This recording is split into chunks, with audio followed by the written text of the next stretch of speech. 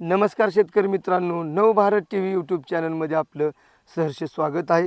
तर शेतकरी मित्रांनो, मी आज तुम्हाला अशा प्रकारे जुनं झाड दाखवणार आहे की ही झाड जसं आम्हाला कळतंय असं ही किती जरी वेळा नांगरट केली, किती जरी वेळा तोडलं तरी ही झाड येतच आहे। तर ती झाड म्हणजे ही सौंदळीचं शेतकरी मित्रांनो। आता ही बरीचशी झाडं शेतामध्ये आपल्या असतात, बऱ्याचशा शेतकऱ्यांच्या असतात, पण काही वेळेस असं झाड असतं की ती कितीही काढा ती तिथं तुम्हाला उगवलेलं दिसणारच। तर ही झाड जवळजवळ ह्याला किती वर्ष झालं आम्ही सांगू शकत नाही, इतक्या वर्षापासून ही सौंदळीचं झाड आहे। तर सौंदळीचं झाड ही जुनी शेतकरी आपली जुनी काय वडील पार्जित आपली जुनी वाडवडील जी म्हणायची की बाबा सौंदळीच्या झाडाखाली पाणी असतं, पाणी देखील लागतं, ही आपल्याला सुद्धा थोडा थोडा विश्वास त्याच्यावरती बसतोय। कारण का की ही झाडं जितक्या दिवसाचं आहे की ह्याची मुळी गेली कुठं, कारण त्या पहिल्या शेतकऱ्यांचं आपलं असं म्हणणं होतं की ह्याची मुळी पाण्याला गेली म्हणतात। मग आता पाण्याला गेली म्हणतात त्याच्यामुळे जळत नाही का, कारण कितीही उन्हाळा असू द्या, कितीही काय असू द्या, तरी देखील ही झाड हिरवगार राहते। तर सौंदळीच्या झाडाखाली पाणी असतं का नाही आज आपण प्रत्यक्ष या व्हिडिओच्या माध्यमातून पाहणार आहे, जेणेकरून जर हिथं आपल्याला नारळ फिरला तर आपल्याला म्हणायचं बाबा हिथं काही का होईना पण आपल्याला पाणी लागू शकतं। तर आज आपण प्रत्यक्ष ती कशा प्रकारे हिथं नारळ फिरतोय तुम्हाला मी या व्हिडिओच्या माध्यमातून दाखवतो। जर चॅनलला कोणी आपल्या नवीन असाल तर चॅनलला सबस्क्राईब करा, हा व्हिडिओ नक्की पहा। शेतकरी मित्रांनो, पाणी म्हणजे आपल्या शेतकऱ्यांसाठी खूप महत्त्वाचं आहे, जीवन म्हटलं तरी चालेल।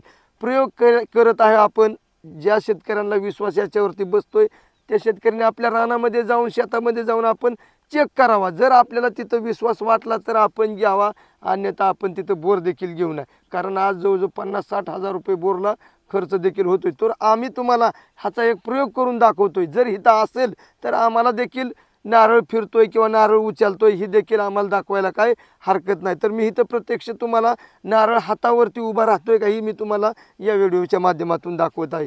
तर आता आपण पाहूया।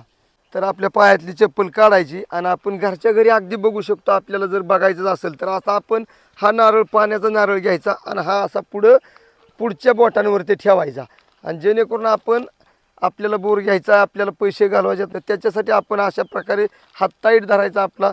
जर आपल्याला तिथं जाणवत असेल तर मी आता संपूर्ण असं फिरतो आणि मग नंतर त्याच्यापाशी येतो, त्या झाडाखाली गेल्यावरती उचलतोय का आपण बघू नारळ।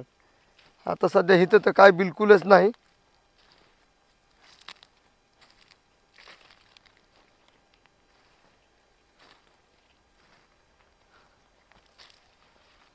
तर आता आपण पुन्हा असं फिरून तिथं जाऊया।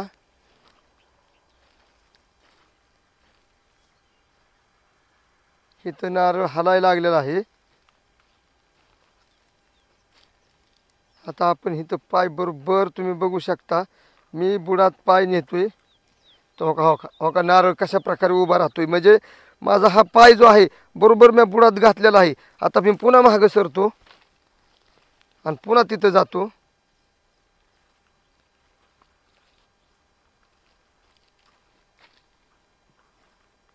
बघा तुम्ही बघू शकता, हे पहा पुन्हा एकदम उभा राहतोय नारळ।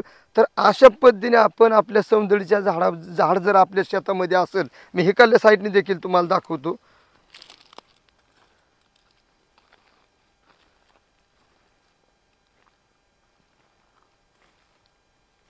हे पहा इथं नारळ लगेचच उभा राहत आहे अशा प्रकारे। इथं नारळ जास्त प्रकारे हालत आहे। तर आपण अशा प्रकारे आपल्या शेतामध्ये पाणी बघू शकतो। आणि दुसरं म्हणजे सगळ्यात महत्त्वाचं शेतकरी मित्रांनो, बोर घेत असताना जमिनीमध्ये आपल्या सपा असतात, सपामध्ये डहू देखील असू शकतो। मग आपल्याला पाणी ही काही वेळेस आपला बोर डहावावरती देखील जाऊ शकतो, आणि डहावावरती गेला की तेवढंच पाणी आपल्या बोरला येतं आणि पुन्हा मोटरने पाणी उपसलं की आपल्या बोरला कमी पाणी, तेवढं पाणी काढलं की नंतर पाणी येत नाही। त्याच्यामुळे बोर घेत असताना आपण स्वतः काळजी करून खात्री करून घेणे देखील हे खूप गरजेचं असतं।